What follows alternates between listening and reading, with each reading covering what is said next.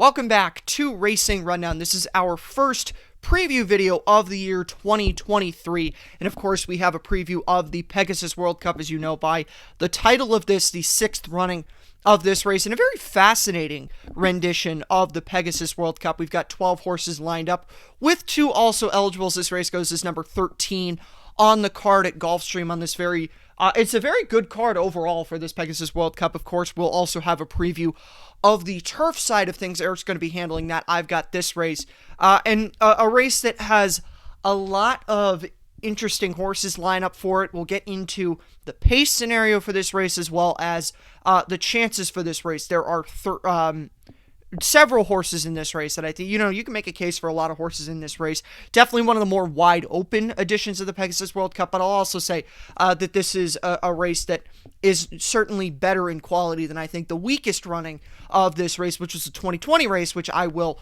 talk about a little bit later on, comparing this race to that 2020 edition. We'll start off with the number 1 horse in this race, and that is Proxy, a horse who has given me plenty of fits throughout his career. If you are a longtime listener and you remember back to 2021, this was a horse that I picked 4 times on the Kentucky Derby Trail, and then another 2 times going into this year. None of those times he was able to win for me, but last time out he took out his first career graded stakes win, which was a grade 1 in the Clark, but kind of a grade 1 in name only. That was certainly an exceptionally weak field that was in the Clark.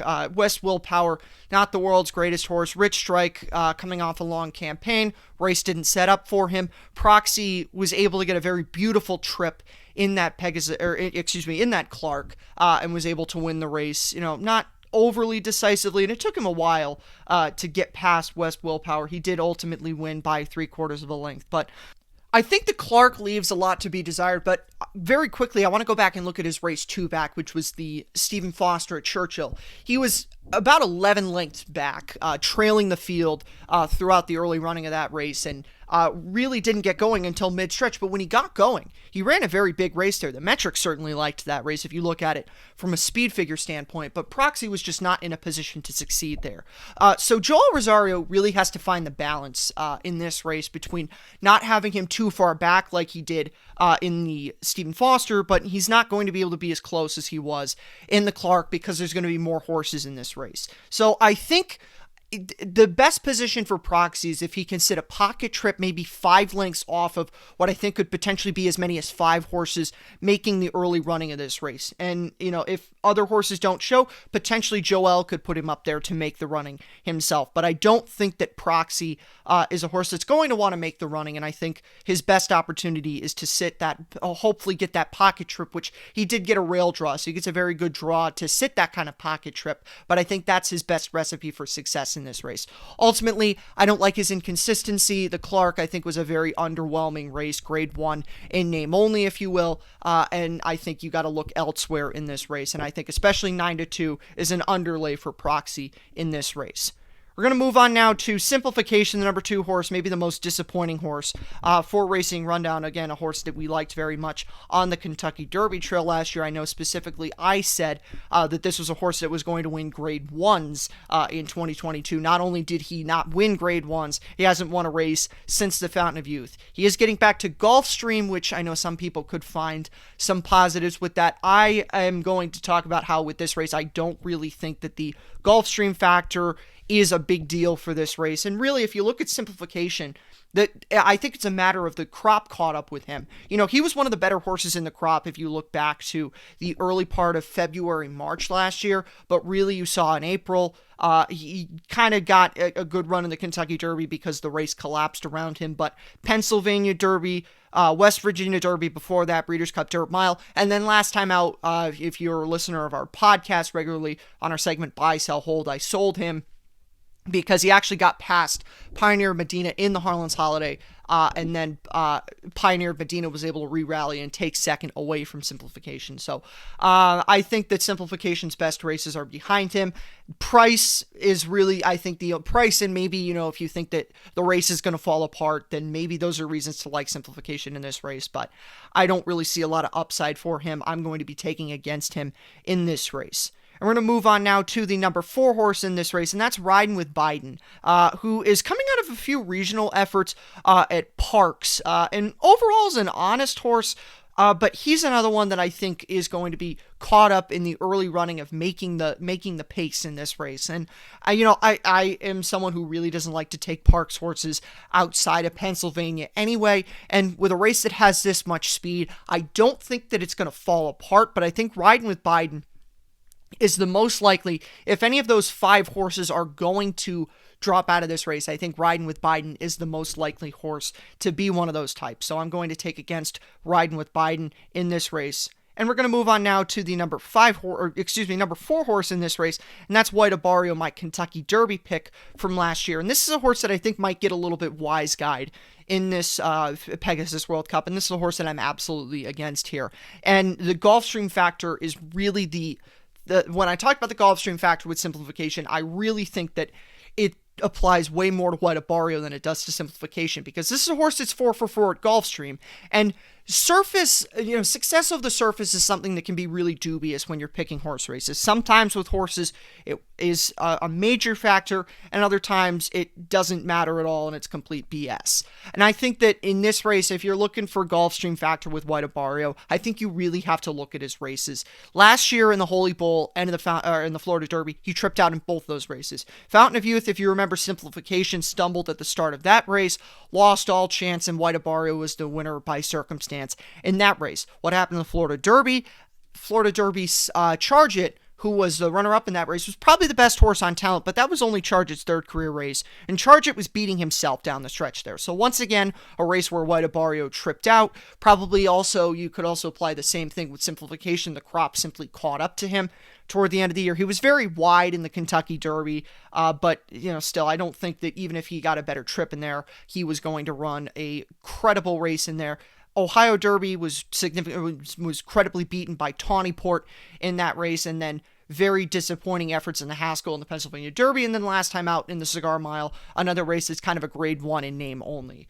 So really, I think the only upside that you could find with White Abarrio is the Gulfstream factor, but like I said, I don't buy into that. I think that this is a horse that's going to take a lot of money, maybe potentially be the wise guy horse, is going to burn a lot of money. I don't like White Abarrio in this race, and again, this is a horse that I picked in the Kentucky Derby, so I have liked this horse in the past, but I don't think that this is the race where you're going to get him in.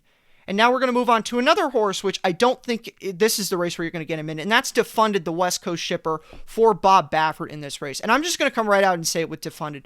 If you're picking this horse, you're picking him off of the reputation that he carries into this race, the Bob Baffert, Irad Ortiz factor in this race, because outside of, the connections that this horse's the connections applied, this horse does not really have a strong case to win this race. Yes, he's a grade 1 winner, but he tripped out in the Awesome again. He made all in there, and Country Grammar's a horse that really needs 1.25 miles. And if you look at the fractions, they weren't overly slow, but Defunded was just making his own running of the race, and that was why he was able to take that out. And then last time out in the Native Diver, he just beat a group of California horses. And I'm not a speed figure person, so I am not really reading too much into this. But if you're a speed figure person, this horse should really not be for you. If you look at his last 2 races, the Awesome again was a 99. There are only 2 horses in this race that don't have a figure that equals that in their career. And if you look at his highest career effort, that was 100. There's still only 2 horses in this race that don't have 100 or better speed figure. And ironically enough, one of those horses is White Abarrio. The other thing about Defunded, I can see some people making the case that he could be a horse to compare to Mucho Gusto. Weak Pegasus. Bob Baffert brought that horse in 2020 and was able to take advantage of an exceptionally weak Pegasus World Cup. The problem is this race is not as weak as the 2020 Pegasus World Cup is. Or was, and there's other speed in this race. So, really Defunded, if you're picking him off of the reputation of Bob Baffert and Irad Ortiz. Both of those individuals have won this race twice, and they obviously teamed up to win it with Mucho Gusto in 2020. I'll talk about the pace scenario when we get to Cyberknife, because he's the last horse that I think will be making the early running of this race, or involved in making the early running, but Defunded, there's really not a lot going for him. Like I said, reputation alone is going to carry this horse. I think he's going to take a lot of money. I don't think he's fast enough to win this race. From a speed figure standpoint, I don't like any of his 2 victories, and if you look at his races before that, they really leave a lot to be desired. So I'm against Defunded in this race. I think he's going to burn a lot of money, and I'm not going to risk getting my money burned by Defunded in this race. And now we're going to move on to the number 6 horse in this race, Art Collector, a veteran in this race, a one-time, really strong horse. And Art Collector's another one of those horses that, runs back. If he runs back to his best, he has a chance in this race, but he'll be involved early on as well. He's a horse who, throughout his career, has always wanted to be forwardly placed. When he has his best races, it's when he's forwardly placed. But really kind of took a downturn this year. He really stayed in lesser competition level races. He won the Alydar and the Charlestown Classic against horses that are much inferior to this group. And then last start in the Lucas Classic, which he's also off a bit of a layoff. Another reason why I don't like him in this race. But also last time out in the Lucas Classic was significantly beaten by Hot Rod Charlie, Rich Strike. And, if you aren't a fan of Rich Strike, and especially the way that Rich Strike ran in the Clark, there's really no reason to like Art Collector in this race. He's another horse that I think will be involved early on, potentially could get a piece of it if this track decides to merry-go-round this like Gulfstream has a tendency to do sometimes, but I don't think Art Collector's a win candidate in this race. And now we're going to move on to the number 7 horse in this race, Skippylongstocking, the winner of the local prep, the Harlan's Holiday. And Skippylongstocking is a horse that really, really improved throughout the second half of his 3-year-old campaign. Ran at the allowance level for the most part. In the early part of the year at Gulfstream, did have a run in the Mucho Macho Man, was well beaten in that race, but nice allowance victory at Gulfstream in March. Followed that up with a very good 3rd place effort behind 2 Triple Crown race winners in the Wood Memorial. Disappointing effort in the Preakness. If you remember, I had him in that race as my value horse. But also, Pimlico was very much carrying speed that day. And he was coming from behind in the Preakness, and the race was really never going to set up for him. Then a great 3rd place effort behind Mo Donegal and Nest in the Belmont. Very good West Virginia Derby effort.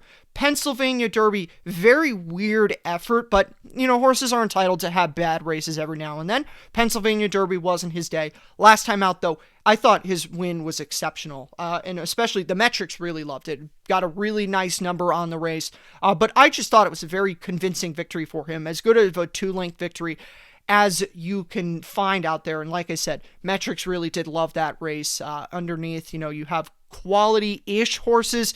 O'Connor and Simplification are all in this race. And I think that, this is a horse that is very tactical, can be involved early on, but can also back off and come from mid-pack in this race. And I think that, if this isn't his race, which I'm not sure if this is his race to win, this is a horse that's going to run a very good race and is going to siphon that into what I think is going to be a very successful 4-year-old campaign for Skippylongstocking. So I like him quite a bit. I'll probably use him underneath in some kind of a trifecta.